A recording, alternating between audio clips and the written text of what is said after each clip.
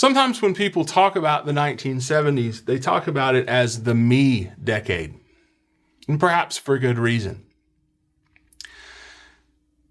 On the one hand, you have the continuation of sort of the fight for freedom in the 1970s. But you also have by the 1960s, you also have a sort of turning away from the communal ideas that originally, for instance, invested, say, the hippies and the hippie movement. What has emerged in the 1960s is very much a youth culture.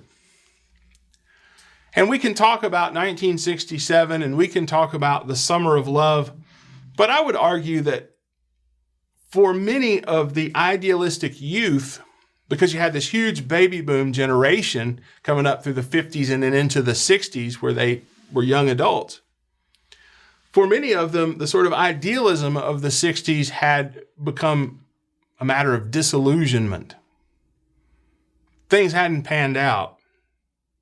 And what we get in the 1970s is in some ways an alienated counterculture, and oftentimes a counterculture that's infused with drugs and organized crime. A good example would be Greenwich Village, where the sort of folk movement took root first before it sort of migrated out to San Francisco. And should come as no surprise that in a culture infused with drugs, there would be drug pushers coming along to make a buck. And that's sort of the beginnings of this disillusionment. It's the understanding that while you may have the best of intentions and your ideas may be pure, there are also going to be those who take the situation and mold it for their own profits and their own ends. One of the best examples probably of this whole business of disillusionment is what happens in the wake of Woodstock, the Woodstock music, the big show.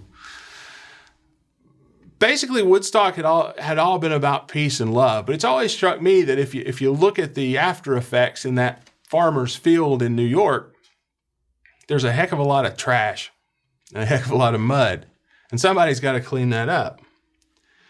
Well, in December of 1969, out in California, there was another major music festival. It was free. All right. The idea was you could get in free. The Rolling Stones were there, very much a rock venue, but in part because there wasn't a whole lot of money back in this puppy. Security fell to a very notorious group involved in organized crime known as the Hells Angels, the motorcycle riders. But they were deeply involved in drugs and other vice and making a lot of money off of it. It did not go well at Altamont. One of the organizers was the Grateful Dead, and it got so bad, the violence got so bad, that they themselves became afraid to play. Before it was all over, there had been multiple incidents where the Hells Angels were bashing heads, and there had been one death. That same year, 1969, this idea of communal living had been completely transmuted by Charles Manson and his followers, who had snuck from their communal existence into Los Angeles basically to commit murder. Manson was, if you're not familiar with Charles Manson, this sort of egoist, if you will. We see this disillusionment too, I think, and I mentioned music festivals, but we see it emerging through the 1970s.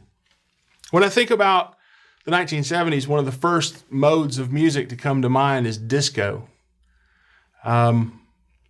Disco was very me-oriented. It was tied heavily to sex.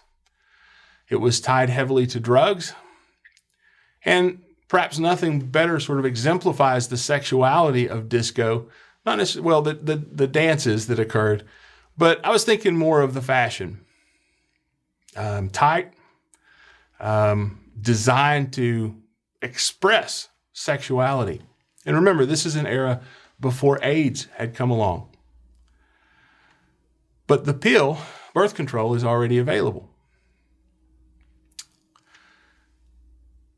But it's about sort of what can I get? And you have the disco clubs. Very much about me, about my experience living for today in some respects. And I know a lot of people would agree with that assessment. You're welcome to. But another thing to think about here is punk rock, because by the late 1970s, punk rock, which comes out of Britain, was already making inroads in the U.S. And if you know anything about punk rock, you know the degree to which it is a protest music without much melody sometimes, right? The idea in no small part is to be sort of antisocial. And it particularly appealed to youth, first, of course, in Great Britain, but rapidly moves over to the United States and will influence the American music scene quite heavily, as will other forms of music. One of the big forms of music to emerge, of course, similar time, of course, reggae in the kind of mainstream American music scene. The impact of the Me decade, very quickly. By 1980, only 15% of families in the United States with children, these are families with children, had a father who worked and a mother who stayed at home. And if you think back to the 50s, that had sort of been the idealized view of the family. The sort of Leave It to Beaver, Ozzie and Harriet kind of family, where you have the female homemaker and then you have the male going out into the mean, cruel world to make a living. That suggests the degree, certainly in terms of the family, the degree to which women's rights and feminism, but also the economics of the era, had brought about change. We also see in the 1970s divorce rates increasing. Married women, 15 plus, 15 years of age or older, per 1,000. In 1969, 13.4% divorce rate. In 1979, 22.8% divorce rate. And that's something that happens over the course of the decade of the 1970s. There's one other important area of reform I want to mention, of this kind of continuing crusading. And it has to do with the environment. The environment as an issue is something that political people on the left and political people on the right can often find a sort of common topic, a common issue on which they can agree. But back in 1962, Rachel Carson published Silent Spring, a sort of wake-up call to Americans in regard to the effects that herbicides and pesticides and pollution generally were having on the environment. We had, remember, in America's cities, huge problems with smog. We see massive sprawl as suburbs grow outward. In 1969, and it had happened before, but in 1969, the Cuyahoga River, there in Cleveland, Ohio, caught fire. There were incidents like this across the United States in the 1970s. Would, for instance, see Love Canal, another issue, 3 Mile Island, another issue with nuclear power, in that case, not chemicals, but nuclear, where the environment seems to be under dire threat. Well, in April of 1970, before many of these events had actually happened, in April of 1970, as fear for the environment began to grow in the United States, April 1970, the first Earth Day.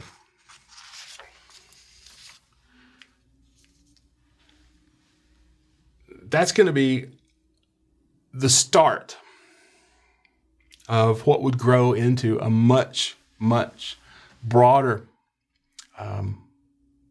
environmental movement in the United States. We'll pick up in the next segment with conservative reaction.